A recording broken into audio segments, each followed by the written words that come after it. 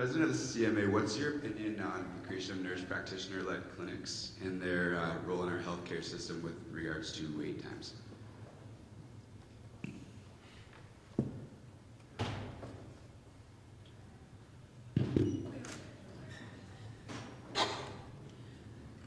The question was the role of nurse practitioner-led clinics?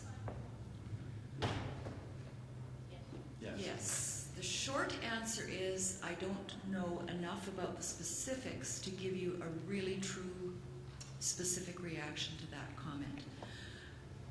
As a primary practitioner, one of the things that strikes me is that I often feel as though there are, well, the old-fashioned analogy of the alligators in the pond. There are lots of people sort of nibbling it at me from underneath as I'm trying to get my job done.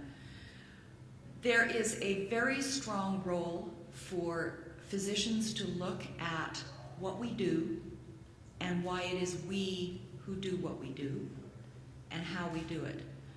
There is a very strong role for us to look at the use of what are broadly called physician extenders. The question you asked me has a hidden pejorative, and that is it's not a physician extender, it's a physician substitution. So I have to look carefully at what exactly the flow of, the flow of business through that style of clinic would be. As well trained as many, many, many nurse practitioners are, and I have helped to train them, they've done practicums in my office, so I'm not speaking to you as a person who has a bias against nurse practitioners. Nevertheless, a nurse practitioner is not a physician.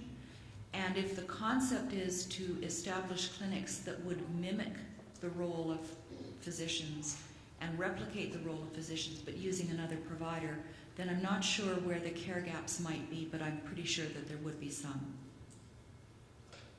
Lisa, did you want to add? Just an interesting comment on that. As part of the survey, we asked for different things that consumers would be interested in exploring. And so there were certain things in our system that they were certainly not interested in exploring in terms of changes in certain laws and other things that would they believe would put our current system at risk. One thing they were interested in exploring was exactly your question. And of course we asked it in a fairly generic way, given that it was consumers who certainly didn't go to the depth of Anne's comments around the practical structure of those things. But 6 in 10 would be in favor of expanding the role of primary care to include nurses in not only the diagnosis but also the treatment of what we termed uncomplicated medical concerns, simply because of unease of language. And so you look at 6 in 10, and that's positive. The other side I often look for in research is the percentage which would vehemently oppose.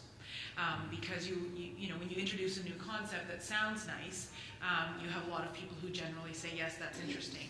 For this one, only 1 in 10 would vehemently oppose, which says there's a huge openness to looking at alternatives in working with our primary care practitioners. So certainly opens the door when we look for consumers who are looking at different options for access and choice, which I think would be a preferred alternative to people looking to walk-in clinics. Because while they serve a purpose, they don't actually, in terms of helping us to look to more longitudinal health improvements, which our primary care practitioners do.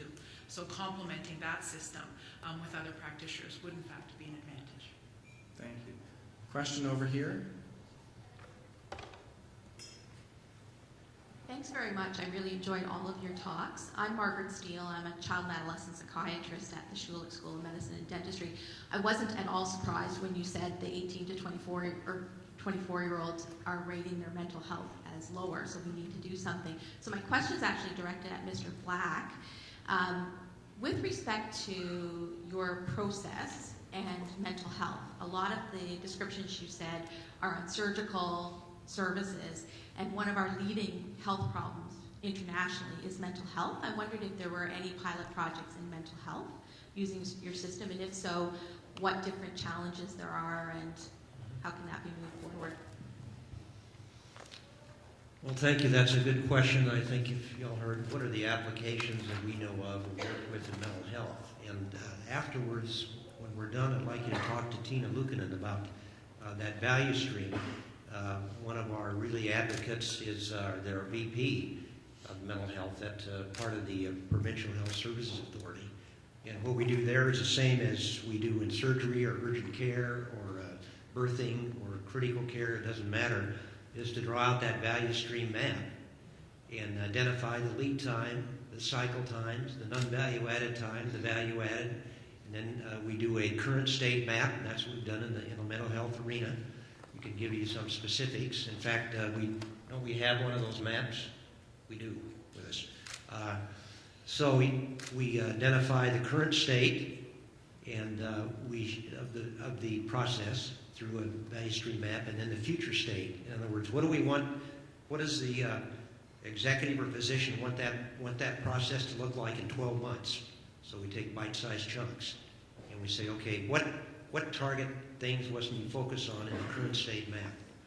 And that's how we go about it. And it's very methodical, and we can talk more about it afterwards if you'd like. But fits perfectly. Yeah, gentleman right here. Hi, Sasha Bond. I'm a current Ivy Health Sector MBA student. This question is directed to Dr. Doig and Mr. Black. Dr. Doig, one of the things that you were advocating for was the need for a national body for health system innovation, like other countries have. And Mr. Black, one of the things that you're talking about is bringing innovations from other countries, like Japan, to Canada. So my question is, if you could both maybe elaborate on why do we need to have our own national body for innovation, as opposed to focusing our efforts on importing or stealing innovations from other countries and bringing them to Canada? We are already stealing. My own province is sending approximately 12 physicians a year down to workshops in Florida to learn the advanced access principles directly at source. What I was alluding to more was the concept of organizational support for there to be a driver behind getting it done.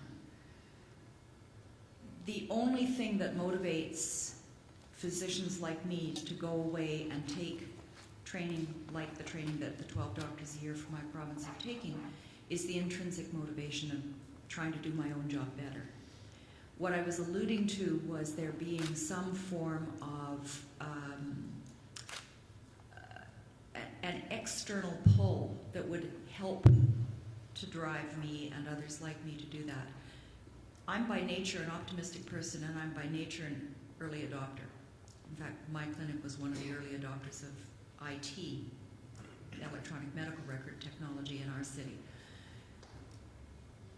There are lots of other physicians out there who are not of that mindset, and my theory was that if there were more support and more emphasis on the reasons to do these kinds of things, there would be faster and a more visible uptake. Well, that's a great question. Well, first of all, it's just outstanding what you're doing. You're establishing the center of innovation, right? It's absolutely necessary. But what you don't want to do is drink your own bathwater. And that's factory talk for don't benchmark your own industry. So the first thing we tell healthcare is your bench, and I'm talking about the U.S. now, I'm not talking about your healthcare system up here, is everybody goes and says, well, I'm number 20 of the top 100 hospitals in the States. It doesn't mean a thing. You're not world class. One of my jobs, I was a director of research and development for world-class company studies in the late 80s, and we were looking at our metrics, and we had 60% market share, but our quality was terrible. And Airbus was gaining on us 3%, 4%, 5%, 6%, 7%. I said, we've got to benchmark outside of our industry because other industries are better than we are.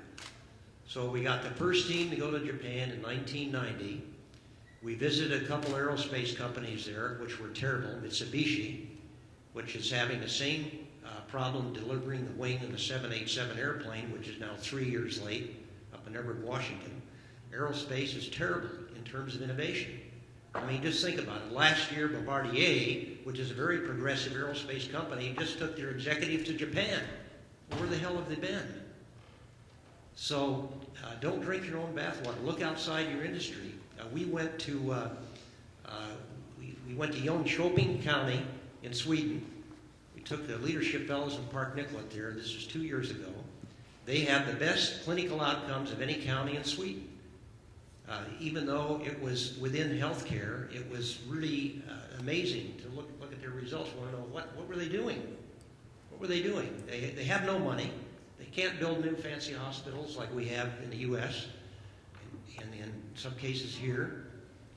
And we found out they have 10,000 employees. 4,000 of their employees are in quality improvement teams. They're focusing on all kinds of processes. They've been doing it for 10 years.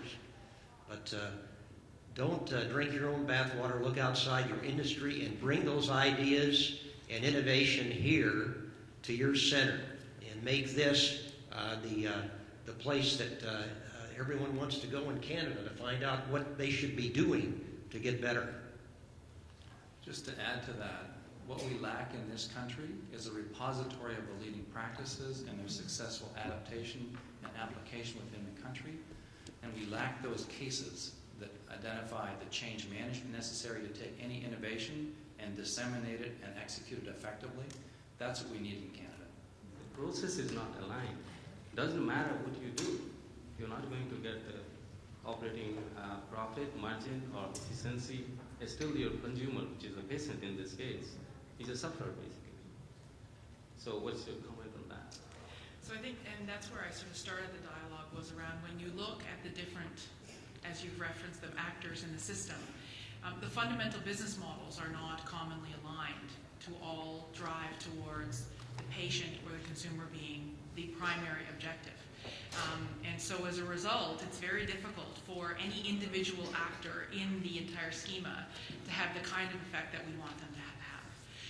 So we see a misalignment at a policy level in terms of what the focus of, in terms of the nature of the incentives that are put in place, and more importantly, the nature of the disincentives which are not put in place.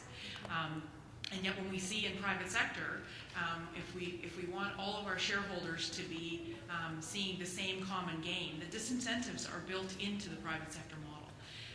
And yet we as a public sector system have not put the disincentives in at any of the layers. And so while you may see that the consumers are at the bottom, I see them at the core of that circle from which the outgrowth needs to come. And so we do very much see a misalignment. We see a misalignment between the innovator level in terms of historically around medical device companies, life sciences companies, pharma, healthcare information technology, and the academic centers, and between them and the service providers. There's currently misalignments in their business models for what it is, in fact, they are incented to do on a daily basis. And so, and when you look at many of the business models within that in the innovator ring, the consumer or the patient is not part of their business model. And so only recently do we really truly see a commitment amongst the service providers to truly putting the individual at the center of their business model. And it's not systemic. And so while we see lots of good individual work, the business models are fundamentally misaligned. And there's actually a lack of awareness. And so we see individual service providers trying to get into business arrangements with life sciences, pharma companies, medical device companies. And they're often appear to be at odds with one another in terms of what they're trying to accomplish. But at the root of it is a lack of understanding of the differences in their business models and a lack of alignment there. And until that is addressed in open conversation and open dialogue, it's very difficult to move forward collectively. One closing comment. I think it's quite appropriate that Ivy has called this center the Center for Health Innovation and Leadership. For me, the equation is quite simple and straightforward.